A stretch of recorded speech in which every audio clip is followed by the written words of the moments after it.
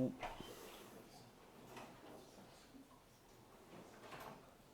Curseur est là.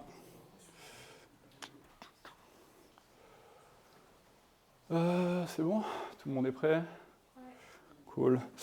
C'est important de savoir, ok?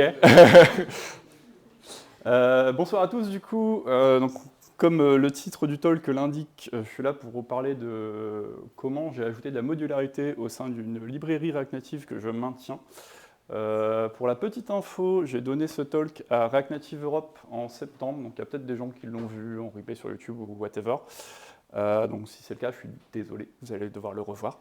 Et ça explique aussi pourquoi les slides sont en anglais, donc j'espère que tout le monde est à l'aise avec ça. J'imagine que oui, enfin j'espère. Au pire, s'il y a un truc que vous ne comprenez pas, vous levez la main ou posez une question à la fin. Tout d'abord, je vais me présenter. Donc moi, c'est Mathieu. Sur Internet, je suis Zuntech, donc GitHub, Twitter, etc.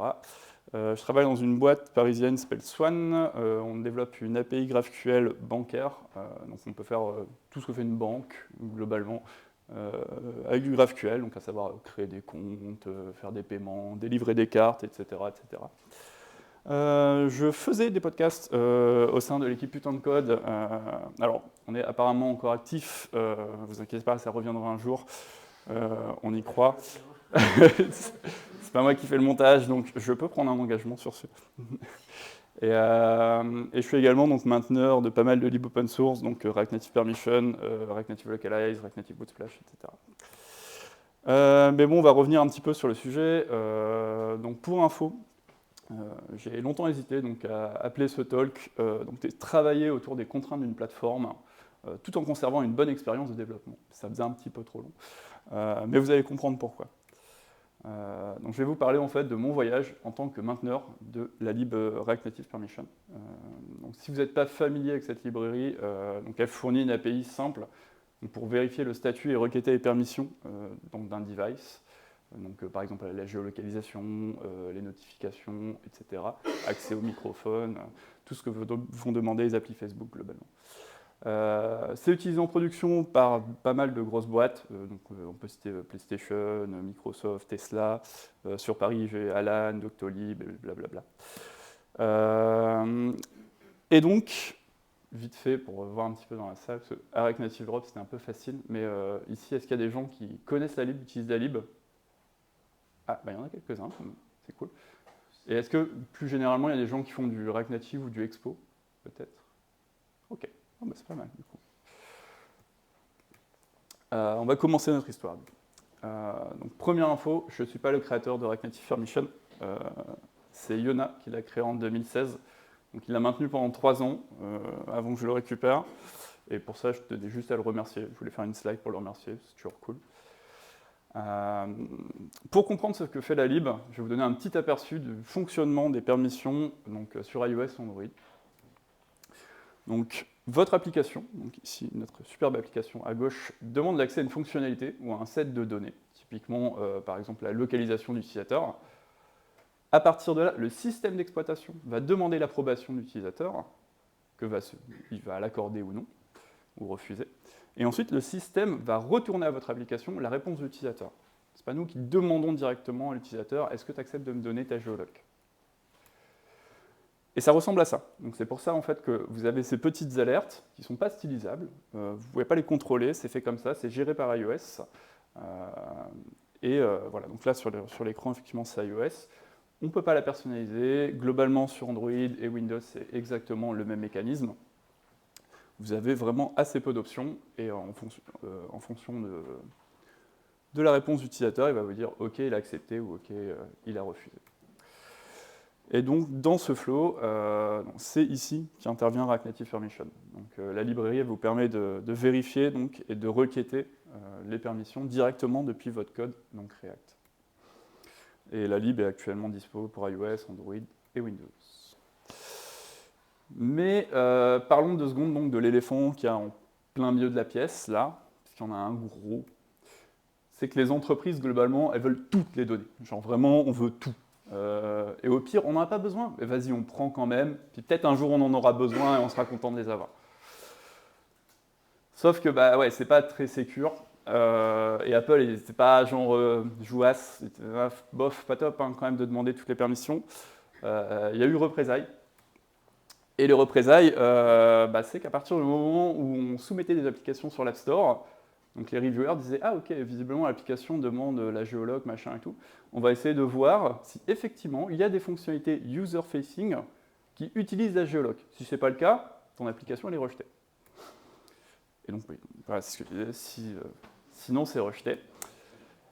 Et ça, croyez-moi, c'était le principal défaut de la lib. Parce que justement sur iOS, vous êtes obligé donc de décrire pourquoi vous avez besoin de telle permission. Et vous devez ajouter une petite description. Par exemple, vous voulez demander la géolocalisation, vous allez dire on a besoin de la géologue parce que tu as un driver Uber et bon, quand même, c'est plus pratique pour localiser ton véhicule, supposons. Et on a également besoin de s'en servir parce que le mettre donc, dans les petits fichiers de config en mode oui, je vais utiliser la géologue, mais ne pas s'en servir, comme on l'a vu, c'est potentiellement voir son app rejetée au moment de la review App Store. Mais comme la librairie contenait du code pour requêter absolument toutes les permissions, forcément, vous deviez mettre genre, toutes les descriptions d'usage. Donc vraiment, toutes ces keys, il fallait les mettre. Même si vous utilisiez genre juste caméra, par exemple, c'était dead, il fallait tout mettre dans tous les cas, parce qu'il y avait le code relatif à ces permissions au sein de la codebase. Dans une dépendance externe, certes, mais au sein de la codebase. Et lorsque vous publiez votre appli donc sur l'App Store, ce qui se passe, c'est qu'il va y avoir une analyse de votre code, et il va dire « Ah tiens, il y a du code pour requêter le microphone. D'accord, je ne trouve pas dans l'app où c'est... visiblement, vous n'utilisez pas le microphone, je ne comprends pas. » vous vous retrouvez un petit peu coincé, parce que ce qui se passe, c'est que vous utilisez la première version donc, de la librairie, vous demandez genre 2 permissions, et le reviewer appelle, il va dire « Oh, le gars, il demande 15 permissions. » Pourquoi? Parce que ça fait juste de l'analyse de code bête et méchante. Et il n'y avait pas vraiment d'issue à ça. Difficile de s'en dépatouiller, parce que si vous ne définissiez pas donc, la description, en disant je vais omettre la clé, il disait non, il y a le code qui est là, mais il n'y a pas la description, donc l'application a été rejetée. Par contre, si vous le faisiez, mais que vous n'utilisiez pas la permission en question, il disait ah, mais du coup, il y a le code, il y a la description, mais nulle part dans l'appli, je vois où tu utilises réellement la géoloc. Et donc, c'est un peu louche. On se dit ah, peut-être il y a un truc caché et tout. Dans le doute, rejeté. Et forcément, l'inévitable s'est produit. Hein. Du coup, il y a eu beaucoup d'issues GitHub sur ce sujet en particulier, avec toujours le beau message de l'App Store Team et toujours beaucoup de commentaires et de petits pouces en l'air qui mettent un petit peu de pression maintenant. Mais bon, voilà, c'était un vrai problème. Et en plus, ce n'est pas le seul problème, parce que déjà c'est un problème qui est assez conséquent, mais on peut imaginer un scénario qui est encore pire. À partir du moment où on publie sur l'App Store, c'est assez facile. Supposons, par exemple, vous avez une nouvelle application, vous dites nouvelle version, enfin, première version publique, je publie ma petite app, je suis très content, j'ai fait ça sur mon week-end. Donc déjà, en fait, il faut savoir que c'est Apple, hein, donc une semaine plus tard, vous allez avoir votre review. Et en fait, une semaine plus tard, ils ne sont pas très contents parce qu'en fait, globalement, il y a du code pour requêter la caméra et en fait, c'est une appli de to-do. C'est bizarre. Donc, ils ne sont pas très contents. Ils vous font remarquer. Et vous répondez tout de suite en mode « Ah non, mais c'est bon, en fait, c'est parce que j'ai une librairie qui me permet de requêter genre, toutes les permissions, mais croyez-moi, j'en utilise vraiment qu'une seule. Hein. Mais pas caméra, en tout cas. » À partir de là, vous attendez leur réponse, tranquille. Et ça va. C'était un petit couac, c'est bon, on s'est arrangé. Votre app, c'est bon, elle est distribuée à vos utilisateurs. Sauf que là, vous vous rendez compte que vous avez fait une petite typo. Dommage, ça fait pas très sérieux, en plus, c'est sur le premier écran. Vous vous dites, c'est pas grave, je vais juste faire un petit fixe, le pousser, puis ils vont vite corriger maintenant qu'ils connaissent mon appli. Pas forcément. Et en fait, vous devez vous expliquer à nouveau. Pourquoi? Parce qu'en fait, les reviewers d'App Store, il y a beaucoup de personnes en vrai, et ils suivent un script. Donc eux, ils vont juste avoir une analyse qui est faite, ça va leur dire, il y a ça qui est utilisé. Et en fait, à chaque fois que vous faites une nouvelle version, la personne ne va pas commencer à dire « Ah, mais attendez, je vais regarder tous les messages qu'il y a eu avant, etc. » Ils vont juste, par défaut, rejeter l'application, et vous devrez vous réexpliquer. Donc c'est ce que je dis, parfois il y aura de la chance, parfois la personne va bien faire son taf et va regarder genre avant. mais la plupart du temps, vous n'en aurez pas. Et donc, c'est un vrai souci. Parce qu'en utilisant la première version de la lib, à chaque release, vous étiez extrêmement stressé, parce que potentiellement, votre app allait être rejetée et vous alliez perdre de précieuses journées. Et donc, à partir de là, il y a beaucoup d'utilisateurs qui utilisent donc la lib, qui sont venus avec leur propre solution. Et la plus populaire à l'époque, et franchement c'était la meilleure, c'était de forker entièrement la lib, de supprimer tout le code qui était relatif à des permissions qu'on n'utilisait pas. Genre, par exemple, caméra, je m'en sers pas, je supprime tous les fichiers qui concernaient caméra. Et le problème, c'est qu'il forcément il fallait maintenir ce fork. Ce qui n'est pas incroyable. Donc en termes de développeur expérience, on est sur un 3 sur 10 peut-être, pas ouf. Et le problème, c'est que cette solution a été très utilisée. Et au final, c'était même plus une bibliothèque, hein, c'était un boilerplate. Et en plus, moi, à cette époque, 2017, remettons les choses dans le contexte, c'était il y a 6 ans, comme beaucoup d'utilisateurs, j'étais un peu frustré par cette situation. Où mon app était refusée une fois sur deux. J'étais trop fainéant pour forker et maintenir. Et donc j'ai répondu avec un commentaire dégueulasse dans l'issue GitHub en question. Pardon Yona. Et j'ai compris la leçon en fait. Et après ça, forcément les utilisateurs ils ont continué à report le problème, mais ils étaient redirigés donc, vers cette issue où Yona disait gentiment, il n'y a pas grand chose à faire dans l'état. Forquer et voilà, bon courage. Et donc c'était notre défi, c'était comment embarquer du code natif donc, qui est spécifique aux permissions que vous allez utiliser au sein de votre application, mais pas le reste. Donc ce qui a débloqué la situation, c'est l'arrivée en fait de React Native 0.60 avec l'intégration de CocoaPod par défaut. CocoaPod, donc pour ceux qui ne sont pas familiers avec l'écosystème Apple, c'est un package manager, donc exactement comme NPM, mais pour les dépendances iOS, donc pour les dépendances natives iOS. Et du coup, en utilisant ça, comment on fait une lib modulaire? Donc dès les premières versions, on a commencé à mentionner qu'on allait utiliser CocoaPod dans React Native. J'ai commencé donc à travailler sur une nouvelle version majeure de la lib, donc la V2.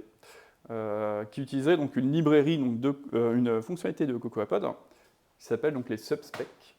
Donc les subspecs, c'est imaginer des modules dans un module.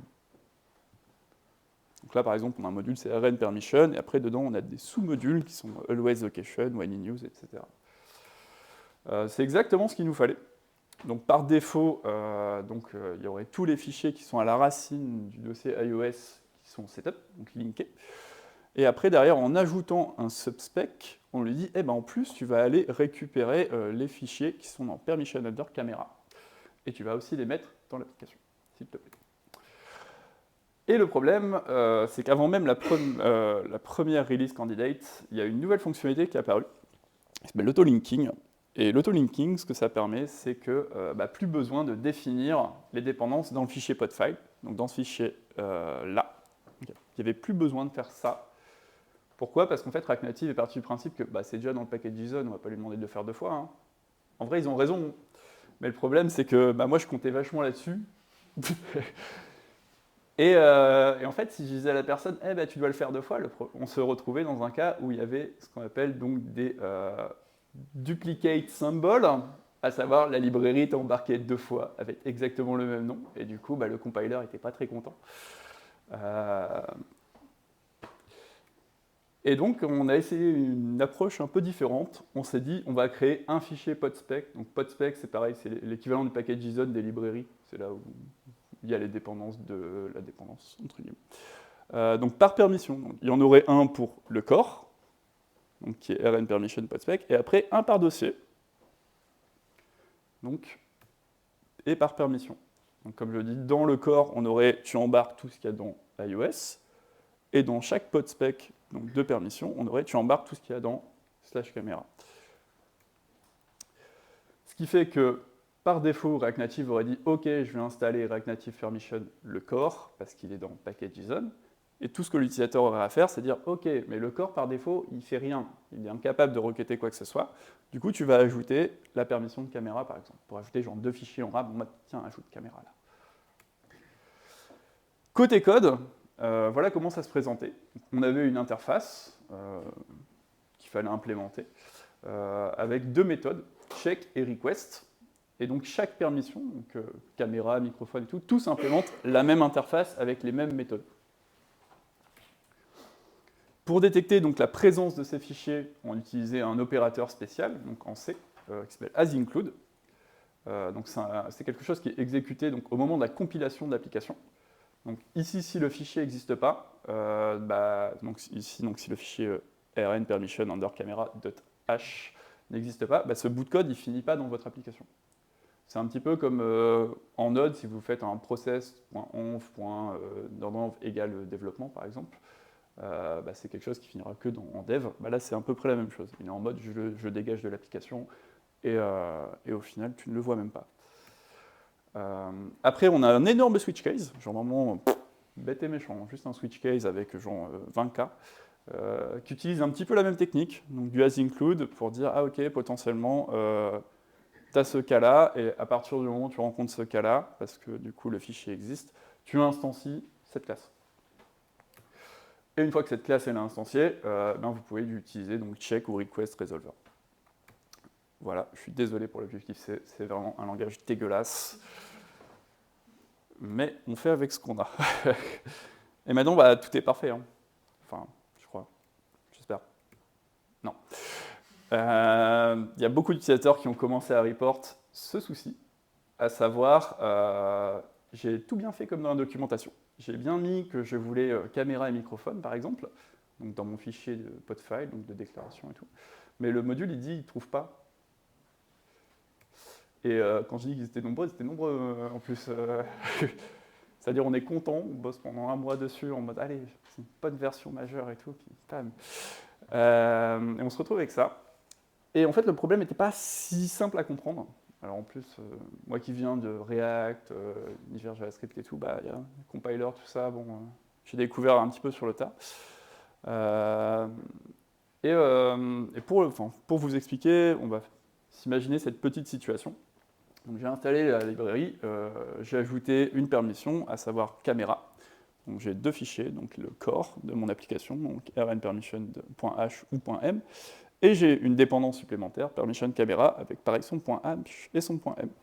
Et en fait, le fichier, donc rnpermission.m, il va regarder si permission _camera existe.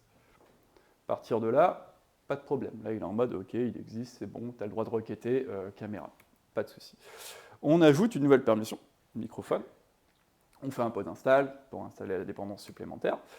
La dépendance supplémentaire, elle est bien là, c'est cool. Donc normalement, rn permission, il va être capable de regarder si le .h il existe. Et bien en fait, non.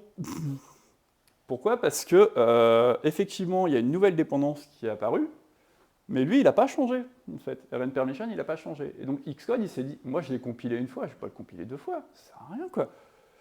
Et donc il dit, ok, pas de changement, ça reste tel quel. Et donc, il n'est pas capable de détecter le nouveau .h, parce que, comme je vous l'ai dit, le asInclude, le check, il est fait au moment de la compilation. Et donc, il y avait une super technique pour résoudre le problème, à savoir vider entièrement le cache de Xcode. Genre vraiment tout. Mais ce n'était pas le seul problème, donc même avec ça, il y avait d'autres soucis. C'est que si vous utilisez par exemple des bibliothèques statiques, il y a plusieurs modes de compilation en plus évidemment, on a de la chance, c'est l'option par défaut dans CocoaPod, tout se passait bien, parce que rn permission est capable de lire dans permission camera. Cool. Par contre, si on utilise useFramework, donc il y a une fonctionnalité, on ne va pas rentrer dans les détails, ça permet de compiler ça sous la forme de framework dynamique. Si vous voulez, après, derrière, vous poserez des questions. Quand j'aurai une bière à la main, je vous ferai la diff entre les deux. Ça apporte pas mal d'avantages, quelques inconvénients, mais surtout un énorme inconvénient pour nous. C'est que toutes nos dépendances sont compilées sous la forme de fichiers .framework, d'espèces de boîtes noires, et du coup, rn permission, dans ce cas-là, n'est pas capable de vérifier que le .h existe dans l'autre dépendance. Donc on a trouvé un workaround, c'était une espèce de grosse verrue à mettre dans le podfile, là, en mode, ouais, t'inquiète, copie-colle ça, frère, ça va marcher. Et en fait, ça force CocoaPod à dire, ok, tu veux des frameworks dynamiques, mais ce que tu vas faire, c'est quand même tout ce qui ressemble à RN permission, ou qui démarre par permission. Non, là, tu veux des trucs statiques. Tu veux pas des frameworks dynamiques dans ces cas-là, ça ne marchera pas. Et on se retrouvait avec ça, donc un mélange des deux, où vous aviez donc des frameworks dynamiques en bas bon, pour les autres dépendances, donc là il y en a bien plus, hein, j'en ai mis deux pour vous montrer, et tout ce qui était relatif à React Native Permission était statique. Donc problème résolu, encore une fois entre gros guillemets, mais bon, développeur expérience, une fois de plus, pas ouf. Et en fait, il faut savoir que tous ces problèmes, ils auraient pu être évités si on avait pu utiliser les subspecs, donc la feature dont j'avais parlé au tout début. Pourquoi? Parce qu'en fait, si on avait utilisé les subspecs, on n'aurait pas eu deux dépendances séparées, mais bien une seule dépendance avec donc, des sous-dossiers. Donc à partir de là, on ajoute une permission, il dit « Ah ben en fait, RN permission a changé, donc je vais le rebuild ». On n'aurait pas eu de problème de cache, on n'aurait pas eu de problème de use framework, etc. etc. Mais bon, est-ce que l'idée était vraiment enterrée et que, encore une fois, j'allais devoir dire à tout le monde, bah, tu vides entièrement ton cache, c'est la seule solution. Ou est-ce qu'on peut peut-être trouver un truc pour fixer ça? Et du coup est arrivé le plugin pour la CLI de React Native. Donc, qu'est-ce que ça fait? Au final, on ajoute dans notre package JSON, donc le package JSON de notre projet, les permissions qu'on veut. Donc ici, caméra et microphone. On run la petite commande qui correspond au plugin au final. Et ce que ça va faire, tout simplement, c'est que ça va aller dans vos nodes modules, React Native Permission et le podspec, et ça va dire, ok, là j'ai un source file qui ressemble à ça, je vais le modifier et je vais ajouter iOS Camera en RAB. En mode, tu inclus plus de sources, s'il te plaît. Au final, la solution est très bête. Hein. En termes d'ingénierie, ça, vis-à-vis de la solution qu'on avait avant, c'est vraiment tout pourri, mais bon, il fallait penser en fait. Et maintenant, bah, tout est bon, enfin, j'espère. Enfin, je crois. Et bien en fait, toujours pas vraiment. Parce que si on y réfléchit bien, de par sa conception, votre commande, elle modifie quelque chose qui est dans notre module. Ce qui fait que si vous supprimez notre module, que vous oubliez de run la commande pour modifier donc, le fichier podspec, et que vous faites un pod install, il va installer aucune dépendance, donc aucune permission. Parce que forcément, le fichier n'a pas été modifié. Donc, bon, il y a une solution, c'est de dire, ah ok, finalement, je vois qu'il a supprimé toutes les permissions, je vais d'abord rerun la commande, puis après, je vais rerun pod install, et là, ça va marcher. C'est clairement pas ouf, et franchement, piégeur. Pour les gens qui ne connaissent pas trop le truc un peu deep et tout, c'est assez facile de se laisser surprendre. Pareil, on avait des problèmes avec donc, le monorepo et le hosting des dépendances. Et encore une fois, il a fallu trouver une solution. C'est ça, en fait, être mainteneur open source. Et pour cela, en fait, bah, il a fallu ajouter donc, un nouveau langage dans le repo. Hein, on en avait déjà pas mal, mais on en ajoute un. Et on a donc, ajouté un petit peu de complexité à tout ce cocktail. Donc à la base, on veut juste un truc qui est ligne propre, une seule ligne, TIA-Wait. Et au final, en dessous, on se retrouve avec de l'Objective-C, du Java, du TypeScript, du C# et maintenant du Ruby. Et il fallait convertir le plugin, donc ce plugin de React Native CLI de JS vers Ruby, histoire de l'exécuter non pas donc, manuellement après avoir installé donc, nos dépendances JavaScript, mais au moment en fait, du pod install, donc au moment de l'installation des dépendances iOS. Pourquoi Ruby d'ailleurs? Parce que c'est le seul langage qui est compris par CocoaPod, tout simplement. Comme la dernière fois que j'ai codé en Ruby, c'était en 2016, sur du Ryobi Enrai, je suis allé sur ChatGPT et je lui ai dit hey, « tu peux traduire ce JavaScript en Ruby ?» Il l'a à peu près bien fait, à 90%. Et bon, ça a plutôt bien marché. Et ça me parlait un petit peu de parler d'IA, du coup, je suis un petit peu dans la paix actuelle et tout, c'est cool. Comment on s'en sert? Donc, on load le script dans notre podfile, juste ici. On appelle une fonction qui s'appelle setUpPermission et qui va faire exactement pareil que faisait le plugin en JavaScript, à savoir chercher le podspec de la dépendance, modifier les source files, sauf que là, on n'a pas besoin de run à chaque fois qu'on supprime notre module, et ça résout les problèmes de hosting aussi. Et maintenant, est-ce que tout est parfait? En vrai, maintenant, je me dis peut-être pas, parce que peut-être à un moment, un utilisateur il va me remonter un autre problème pour un autre cas. Peut-être demain, il y aura une nouvelle façon de coder, autre chose que les workspaces ou autre, j'en sais rien, et on se retrouvera avec à nouveau des soucis. Petite conclusion rapide sur tout ça. On peut être frustré en fait quand on est utilisateur de open source. Je l'ai été moi le premier en fait. Mais faites pas comme moi, faites pas un commentaire nul. L'open source c'est hyper difficile. Donc c'est un effort humain, la plupart du temps gratos en plus. On a tendance à oublier ça, mais. Et donc soyez empathique, vraiment. Mieux encore, si vous avez un petit peu de temps et selon, on va dire, votre appétence pour le sujet, vous pouvez rejoindre un projet, donc plus ou moins gros, c'est pour ça que je dis selon le temps que vous voulez y consacrer. Ça vous permettra de découvrir l'envers du décor, et croyez-moi, ça fait changer d'avis. Autre chose, partez pas du postulat que tout sera parfait du premier coup, c'est faux. Et encore plus quand justement il faut mixer tout un tas de plateformes, de technologies différentes, plus notre librairie, plus notre projet sera complexe, plus forcément il y a peu de chances que ce soit parfait de but en blanc. Il faut très souvent pas mal de temps donc, pour trouver la bonne solution, mais au final, au fur et à mesure que vous connaîtrez le sujet, vous tendrez vers la meilleure. Donc, plus on se mange des échecs, plus on se prend des râteaux dans la tronche, plus derrière on va tendre vers la bonne solution parce qu'on saura un petit peu tous les trucs un peu pervers qui peuvent nous arriver. Et c'est tout pour moi. Merci de votre écoute.